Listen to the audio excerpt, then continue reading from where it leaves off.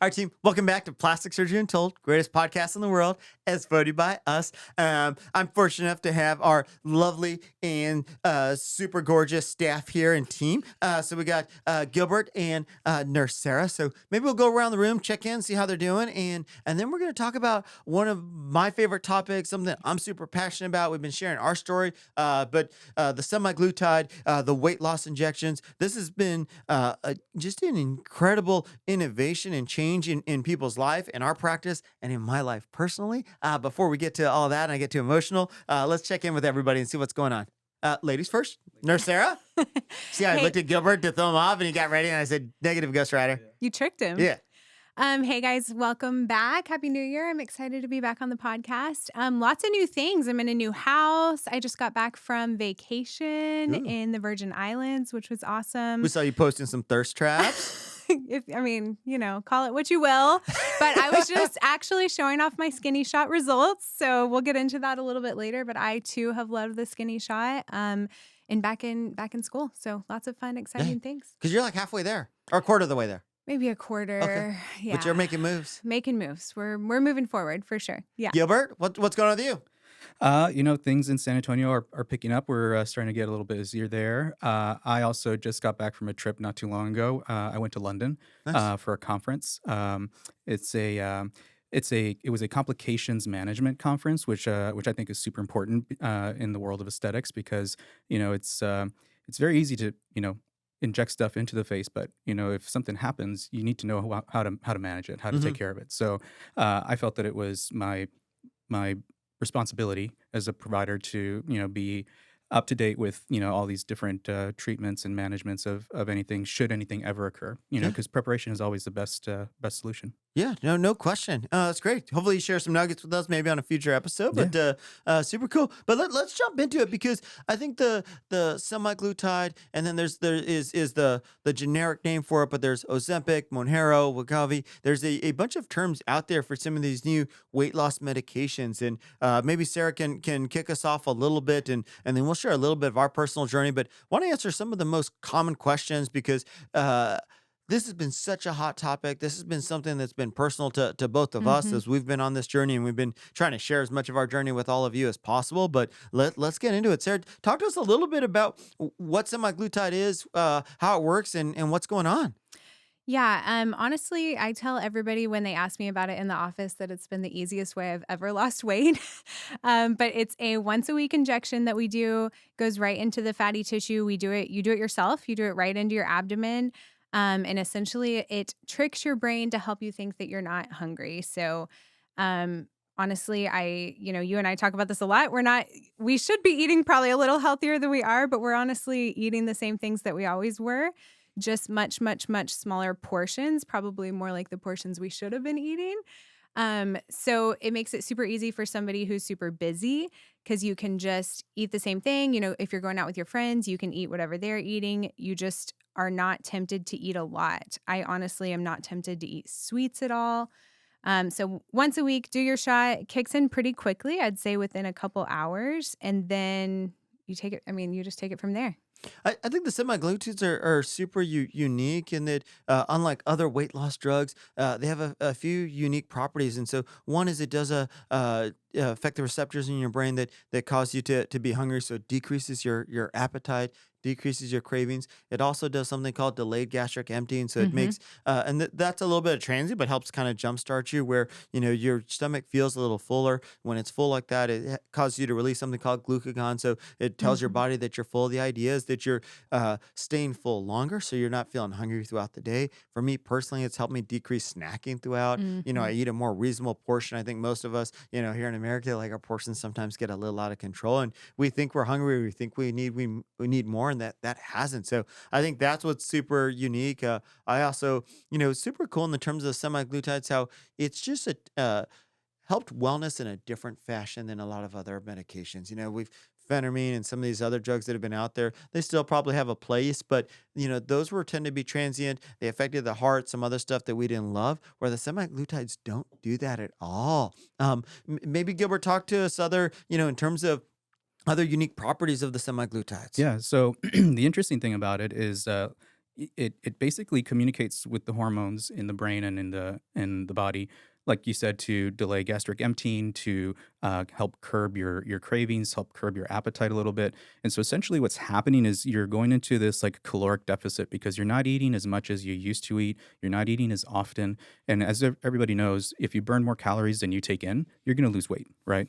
I think and you touched on this briefly. Is one of the questions I get a lot is this a stimulant? Is it like phentermine that's gonna stimulate your central nervous system, make your heart race, things like that? And it is absolutely not anything related to a stimulant, which is really nice for a lot of people because some people have cardiac issues, high blood pressure, stuff like that, that they can't take those stimulant type medications for weight loss. So I think this is a good way to kind of circumvent that.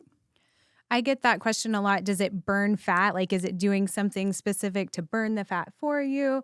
And you're truly losing the weight just from calorie deficit, right? Like, all these things are helping you do that, but that's how you want to lose weight in a healthy way, anyways. So, this just helps you to do it. It makes it super easy. So some of the common questions we get for this are one, am I going to have to be on this medication forever? Hmm. What would you say to that? I tell them that it's dependent on the individual and their goals because um, everyone has a different goal in mind. I do tell them that on average, patients that were on the medication for at least 6 months lost anywhere between 15 to 20% of their body fat, or approximately 25 to 35 pounds. But some people have greater goals than that, and so it may require them to stay on the medication for a longer period of time. But I try to ask my patients to commit to at least a 6 month course of the treatment, not only for them to reach that goal, but it was also studied and found that only about 5% of those patients that did at least 6 months rebounded and gained some weight back once they got off the medication. I think that study was huge because that's different than any other medication. They looked at over 1,000 patients. The study went 72 weeks, and so the idea was half the patients were on the medication for 5 months.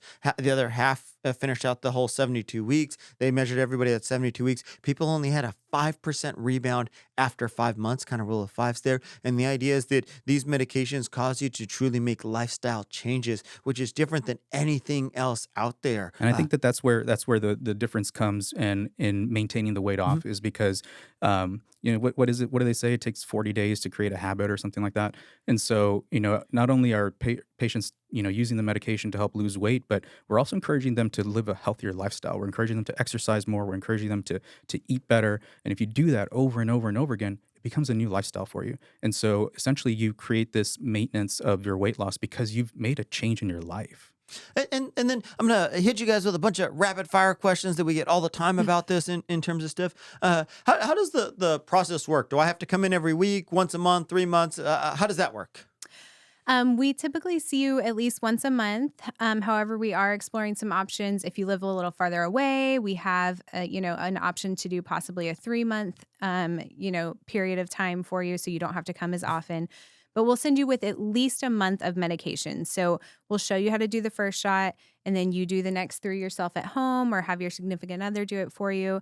And then we do want to check in with you at least once a month. So even if we send you with a couple months supply, we'll typically do a virtual or something, because we adjust the dose to make sure that you're on a good dose for you, that you're still losing or you're maintaining, depending on where you're at. We want Because most people who are going to be on the 3 month supply are people who are already at a steady state, because you're getting to a steady state because we do see people every month, and we do adjust your dose to side effects, which we'll get to in just a minute. Perfect. um, and I think it's important to track progress, Mhm. really, because I mean, how For else sure. how else are you going to know whether the medication is working for you or not? So I think that's where the follow ups are so important.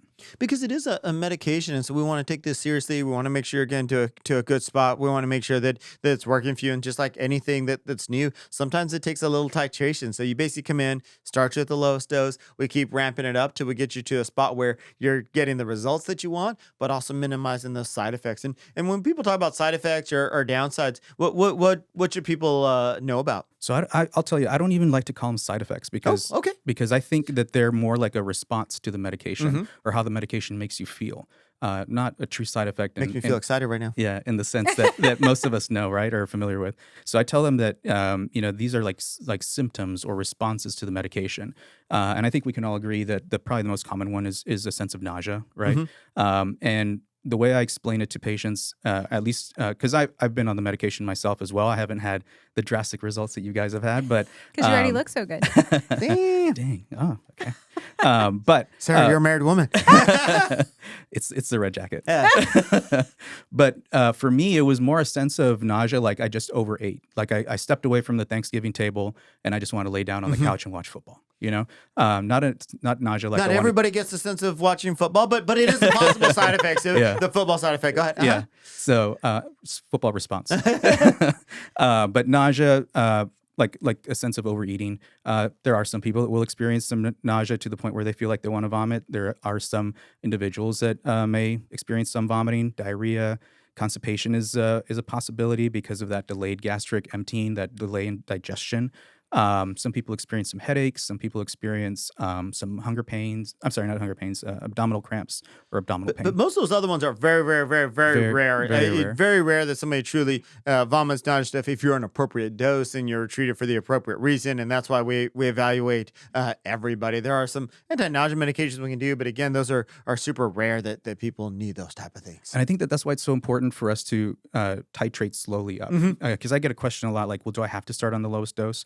And the answer to that is yes, because we don't know how you're going to respond. I've seen both ends of the spectrum where someone starts on the lowest dose, they don't have zero symptoms, and then someone starts on the lowest dose and they're throwing up for 3 days straight.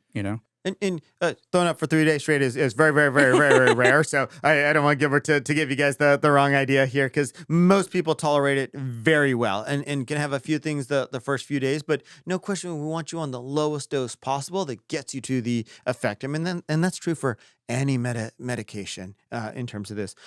What other fun facts should people know about the semaglutides? Honestly, just that it's a journey. It's not going to be a miracle drug. Although, I it kind of is. I kind of think it is.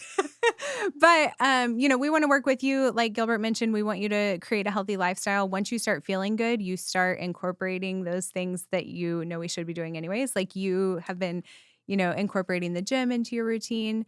Probably just, if you hit a plateau, work with your provider so that we can adjust it.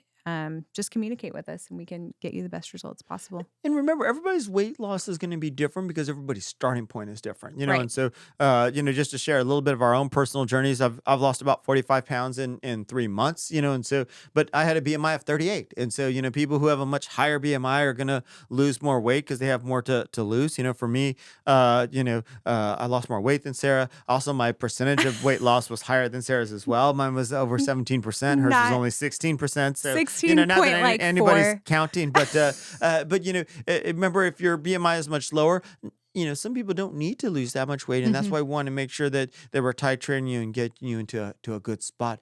Other things that I think is super unique is when we first started the program, we had really had thought about it as people who were preparing for surgery and those type of things. But it's amazing. It's been for people preparing for surgery, people after their surgery, and we'll get into that in a minute, and then really kind of anybody that just wants to live a healthier lifestyle. Yeah. If you're ready, I'll share a little bit of my journey too. So I lost about 28 pounds in a little under 3 months, and I've kind of plateaued there. I want to lose maybe another 4 or 5 more just to be in a really good spot. And then, like we've talked about, I've actually already titrated down a little bit on my dose, and I'm getting kind of at a maintenance dose, and I plan to stay on it, like we said, for about 5 or 6 months at least. But if you don't know, I had surgery with Dr. Franco about a year ago. Tummy tuck, lipo, breast aug, all the things. It looked awesome and still does. So thank you, sir. But after my surgery, and if y'all have had surgery, you know this, like you feel super thin. So you're like, I can eat whatever I want. And that's totally not true. So I gained about 15 pounds, ended up losing, like I said, almost 30. So I even lost a little more than before the surgery. And I can tell you that I feel like my results just got way better and better. So highly recommend, even if you've already had surgery and you just have a little more weight you want to lose, your results are only going to get better.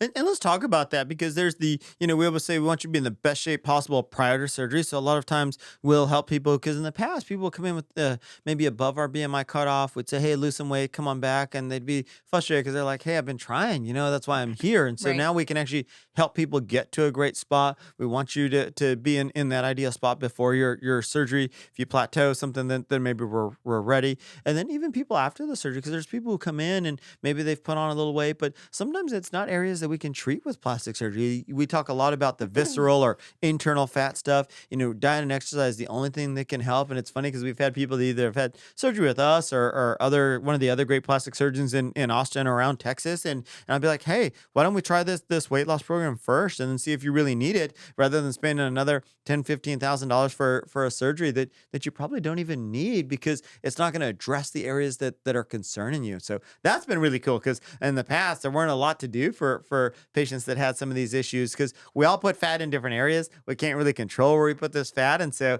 it's nice to be able to treat all the different areas now.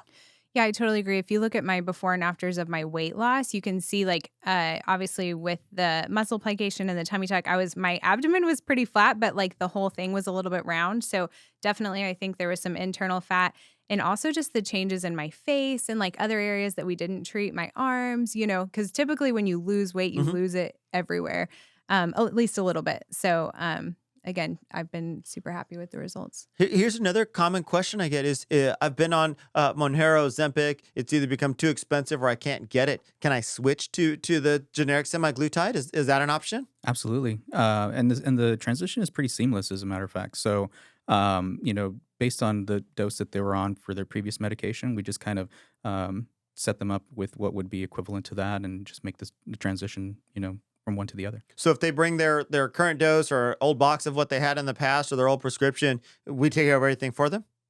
Make it super easy. Yeah, awesome. Another question that I get is if I'm doing the semaglutide, am I taking away from the supply for diabetics or other people that need Ozempic or Mounjaro? Is that true? That's a great question. I think it comes up quite a bit. So our source of the medication comes from a compounding pharmacy. So we're not utilizing medication that is created by the manufacturers, the companies that got this medication FDA approved. So in essence, that medication is still available for those patients that need it. We're getting something from our pharmacy, which is a compounding pharmacy, that makes the medication for us specifically. And so, I mean, in kind of an essence, it's actually protecting some of that supply so that people are using the medications for what they're actually for in terms of that. Right. Another common question I get is the compounded semaglutide, as efficacious as like an Ozempic or Wegovy in terms of some of these medications? I would have to say absolutely. I mean, they have to use the exact same ingredient, the exact same ratios, the exact same compound. So it's really no different. The only thing that I will say is just a little variant to the medication that we have in our office is that in my understanding of it is due to patents that are held by these companies that make the medication. It can't be exactly the same. So the compounding pharmacy adds a little bit of B12 to our medication, which the way I explain it to patients is it's kind of just like a little extra energy boost to your medication. So I think, not to bore people with kind of some history about this stuff, semaglutides have actually been around for a long, long time. And so they're actually a very simple molecule, which is super cool. And the idea is that, you can't make anything that's exactly the same as others. So, a lot of the other drugs have either other additives, other things in them. And so, it's definitely a little bit different than that. The active ingredient, and this is sort of like toxins, right? So the active ingredient of the toxin is similar in the different companies. The semaglutide is the same. The semaglutide itself, is the same in these. But I do think, and I agree and disagree. I think from a compound pharmacy, it can definitely be as efficacious. I think, we take a lot of care and pride of which compound pharmacies we use. And I think like almost anything in the world, you got to be careful if it's too good to be true. We use American compound pharmacies. We use the pharmacies that we were already getting some of our other medications from, our numbing cream, those type of things. So I do think you have to be a little careful of where you get these from. I've already seen some advertisements from out of the country, from other stuff. I think then, not saying that they're not good, but it's sometimes they don't have some of the same regulations that we have here in the United States, which are hold a lot of these pharmacies to a very, very strict standard in terms of sterility, reproducibility in terms of those things. So I think they can be. I think you got to be a little careful. If it's too good to be true, maybe Probably ask a is. few more questions. Yeah. Is that fair? Yeah, yeah. I think and that's why we've been so selective about who we get these medications from. What other common questions do you guys get? I feel like we've covered or how quickly I would say a lot of people ask how quickly am I going to lose weight? And again, I feel like that's very like a very personal thing. It Hmm. totally depends on if like if you're working with the last stubborn 5 to 10 pounds, it's going to take longer. And that's kind of where I'm at now. I've got like just 5 to 7 more pounds that I want to lose. It's definitely taking longer. If you have 15 to 40 or more pounds, it tends to come off faster. Again, that's why we titrate the dose. So everybody's a little different. For me and for you, it's exciting the first couple weeks because you definitely start to see a few pounds come off. Be better than me. Don't obsessively weigh yourself every day because then you can drive yourself crazy because it does take time. And I always tell people, uh, people's weight loss is going to change because if you're just dependent on this medication and you're not making any other changes in your life, like I always tell people, you should use this is a booster, this is an adjunct, this is like a Hmm. your motivation to do this. This is going to help jumpstart you in terms of that. But you got to be committed to make some other overall lifestyle changes, and the more changes you make towards a wellness and healthy lifestyle, the more results you're going to see, the better quicker you're going to get there, the longer you're going to be over longevity. And also too, and I've almost I'll be honest, even though we use the term skinny shot, I have a little bit of mixed feelings about it because it's not about being skinny. It's about being in a very healthy wellness area stuff, because all of us have a different body frame. I got thick thighs. I'm okay with that, and it's just getting you to a spot where you're super healthy. In my family, and I'll tell you, diabetes, hypertension, those things run in my family. My dad personally had retired. He had to put a 6 months notice in at his job, and then was gonna move here to be our practice manager, and then actually had a massive heart attack his last week of work. At the age of 68. So super super young, and so for me, if I didn't make some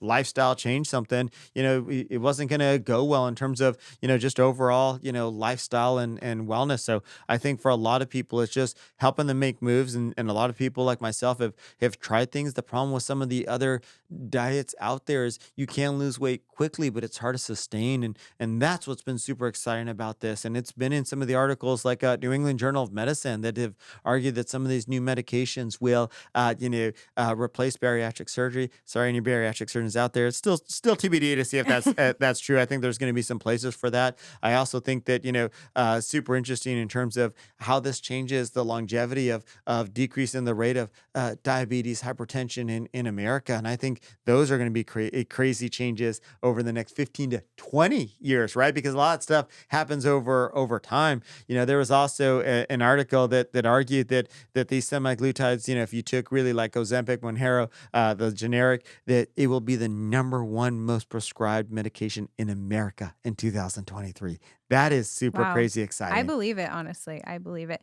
It's not just about being skinny, like you said. I mean, I have more energy. You feel more confident. Overall, I feel like you've said, it's a general wellness that we're aiming for. So I couldn't agree more. Who's a good candidate for this? Because I think we get it a lot of times. So I mean, maybe I'll rapid fire some things that men or women. Both. Hmm. For men, can we just talk about? Because I feel like women get all the love on the show, and so maybe we talk about men, because men sometimes come in for lipo, and a lot of men tend to carry their fat intra-abdominally, and not that we don't want to do lipo and stuff in men, but it's sometimes the intra-abdominal, the visceral fat, what people used to call a beer belly, but honestly, it can be a breakfast taco belly, it can be a brisket belly, it can be a cheesecake belly, it can be anything, but it's that intra-abdominal fat that we just surgically can't do anything You about. can't access it, right? Uh-huh. At least not with not for our purposes. So I think a lot of men have been this. A lot of our patients have brought their significant others, because I think just like my family, they see what happens to other family members, and they're just trying to get them to a healthy style. They love their ones, and it's I'll tell you personally, and I know I keep bringing this, but I'm super passionate about this. For my little brother, I had him get started on this, because I was like, if you don't do anything for yourself for Christmas, like let's get you started, because I think this is important. This is going to make a change for you. And he started over the holidays, and he's down 20 pounds in just less than a Awesome. month. He was a higher BMI, sort of like myself. So again, don't want to give people false expectations, but if you're in that higher 38 to 40 BMI range, people do tend to lose it a little faster at the beginning, at least. Other kind of rapid fire question stuff is, what is a weight that you'd have to be, or BMI that you would really consider this? So I would say for our surgical patients, anyone that's greater has BMI greater than 30 would be an excellent candidate Hmm. because for the sake of their safety in surgery, we want to make sure that that BMI is under 30. Um, And just because that's such a good point, I just want to say the reason we don't do this just to try and make it difficult for people. It's been shown that the lower that BMI, the less chance of complications, wound healing, DVT, blood clots, all those type of things. So there's a reason that we're doing this, and it's your safety, along with you just having a better aesthetic result. So great right. point. Yeah. Thank you. I think for the average person that's just trying to get healthier, look better, you know, it's going to be dependent on them and their goals. But anyone that is considered overweight by the BMI scale is certainly a good candidate. And that varies because if you know the BMI scale, it takes into account your weight plus your height. Hmm. And so there's this whole graph that you look at, and some people are considered normal weight, some are considered underweight, overweight, and then obese. And so I think for like just average people that want to look better, feel better, be healthier, if they fall into that overweight category. And remember, we use BMI as a general rule. That's why we'll see in the office. There's definitely some people that carry a lot of visceral weight that may not be. Some of our muscular people may be in an overweight, but they actually are super fit and don't need it. So we use that as a general guide. But we'll actually see you in person. We'll take a look at you. We'll hear you, and just depends a little bit in that some of that gray area. Yeah, just a general rule of thumb. Yeah. Awesome. What other common questions do you all get? What do you think, Gilby? I feel like we've covered the main ones. I think Do you have any? some other common questions that I get is that what happens if I miss a dose? Do I have to start all Oh, that's a over? great Does one. it set me back? And so honestly, I've forgotten on. I do mine every Friday. Sometimes I forget. It'll be Saturday, Sunday. Just do it. You'll start Yeah. to get a little bit of your appetite back. That becomes less and less. So I think that's a common one. I'll tell you, I forgot to do my dose before I left for St. Mm, Thomas. And I was on a pretty high dose, and I actually was talking with Catherine, our PA, because she had been taking care of my dosing for me about decreasing before the vacation anyways, because I'm not going to lie, I wanted to be able to enjoy more food and frozen drinks than probably the shot would let me enjoy. So I truly did forget. I didn't do it on purpose. So I went the whole week because I was gone 7 days, and a few days before that, came back. I still felt it through at least half of that next week. So that's not something I recommend, but if you forget, just give us a call because I probably, I went longer than we'd recommend, and I ended up decreasing just a little bit, jumped right back in with no problems.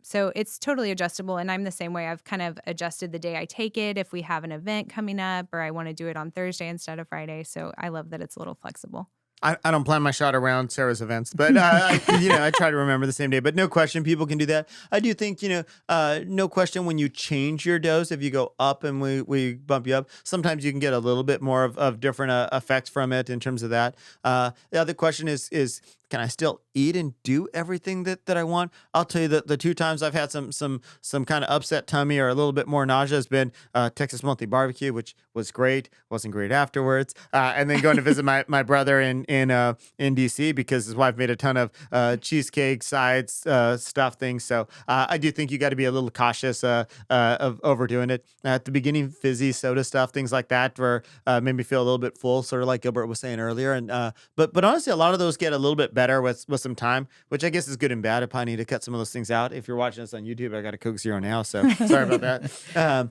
I'll say that I get the question quite a bit too. Is can I have any alcohol while I'm on Mhm. this medication? And the short answer is yes. You can. It's not going to affect you in any negative way, but you have to remember that alcohol has nothing but like empty calories, Mhm. right? And Mm-hmm. so you're taking in these calories that have no nutritional benefit for you. So you might be kind of just delaying some of your progress, basically. But from a safety standpoint, it doesn't limit you from drinking or anything like that. Other than you do feel full faster, just like Sure. anything else. So if you're a beer drinker and you can definitely have that overly full thing, but not even just beer, but any just a large amount of fluids can Mhm. make you feel a little bit full faster. I Yeah. think that's the only other thing, but honestly, not bad because I've definitely I wasn't a big alcohol drinker, but definitely decreased pretty dramatically because I just feel full so fast. Yeah. Yeah, I'll say that I probably don't even, drink as often as I used to since I've been on the medication, which is good.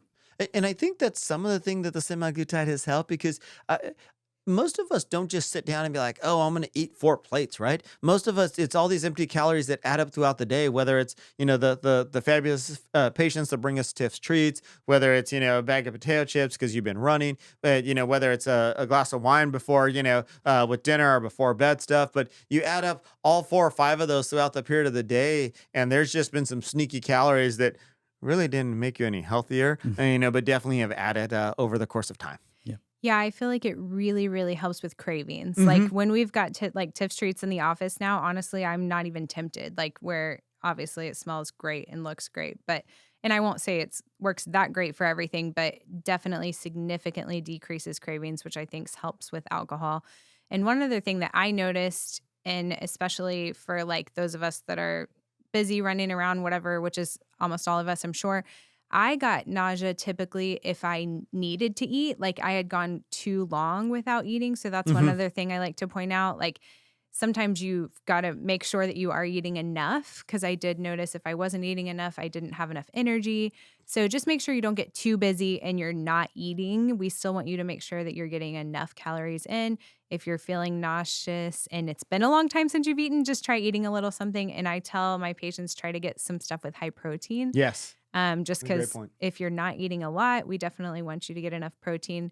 And one last thing on that topic is something else I personally struggled with was getting enough water because we talked about liquids make you feel full and that can definitely affect constipation and other things like that. So just try to stay super hydrated, try to stay on top of your protein so that you don't run into some of these other side effects or medication responses, as Gilbert referred to them as. I think the last thing I would share about the semaglutide program at our practice is we actually are in the process and over the next couple of weeks adding an internal medicine doctor to our Yeah. practice because I think there's a lot that goes into wellness and I think this is going to be absolutely fabulous and we just want to keep improving this so that we can help people reach their fitness journey, whatever that may be individually for them. And I think there's a lot of things that contribute to this. I think portion control and appropriate calorie intake is one portion of it, but it's not the only one. And we're also working on adding some fitness, and we've worked with a few fitness trainers and stuff, and some nutritionists. So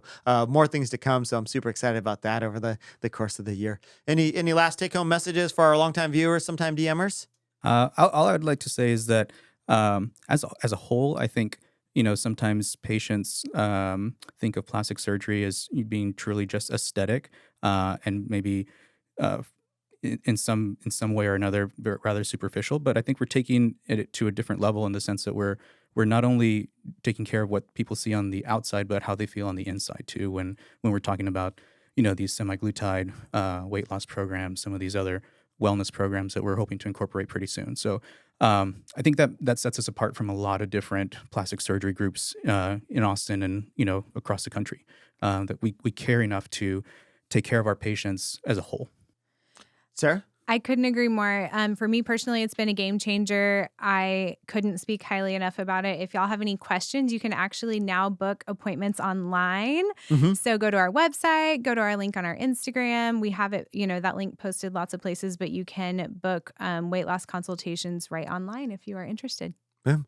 Well, I appreciate you guys coming in and giving up your Sunday to share our passion, the semaglutides, which I think is going to only continue to evolve and keep helping more and more people. So for all of you longtime listeners, sometime DMers, Plastic Surgery Untold, you can download us wherever you get your favorite podcasts, iHeart, iTunes, Pandora, Spotify, and many more. Also, if you'd like to see our shining faces, you feel free to watch us on YouTube, and we'll see you guys soon. Thanks, guys. Bye. Bye.